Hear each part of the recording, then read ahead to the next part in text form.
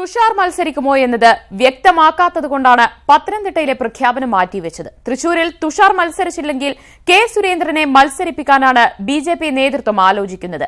പത്തനംതിട്ടയിൽ പൊതുസമവായ സ്ഥാനാർത്ഥിയെയും ബിജെപി പരിഗണിക്കുന്നുണ്ട്. പത്തനംതിട്ടയിലെ സ്ഥാനാർത്ഥിയെ പ്രഖ്യാപിക്കുന്നത് മാറ്റിയത് അപ്രതീക്ഷിതമായിരുന്നില്ല.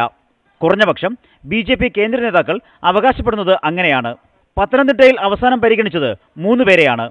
സംസ്ഥാന പ്രസിഡന്റ് പി എസ് ശ്രീധരൻപിള്ള, കഴിഞ്ഞ തവണ മികച്ച പ്രകടനം കാഴ്ചവെച്ച vice president M T Ramesh, general secretary K Surendran.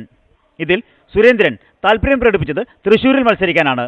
എന്നാൽ തൃശൂർ മണ്ഡലം BDJS നൽകുകയും തുഷാർ വെള്ളാപ്പള്ളി തന്നെ മത്സരിക്കുമെന്ന സൂചന വരികയും ചെയ്തതോടെയാണ് സുരേന്ദ്രനെയും പത്തനംതിട്ടയ്ക്ക് പരിഗണിച്ചത്.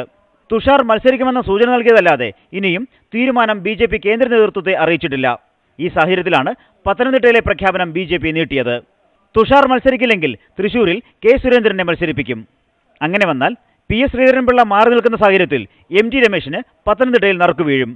പൂർത്തിയാകുമ്പം ബാക്കി വിട്ടുപോയ മണ്ഡലങ്ങളുണ്ടെങ്കിൽ അത് തീർച്ചയായിട്ടും വരും. ചർച്ചകളുടെ ഒന്നും പ്രശ്നമില്ല. ചർച്ചയ്ക്ക് ഞാനിപ്പോൾ ഇവിടെ നിൽക്കില്ലേ. അതേസമയം തന്നെ പൊതുസമ്മതം എന്ന ആലോചനയും പത്തനംതിട്ടയിൽ BJP നടത്തുന്നുണ്ട്.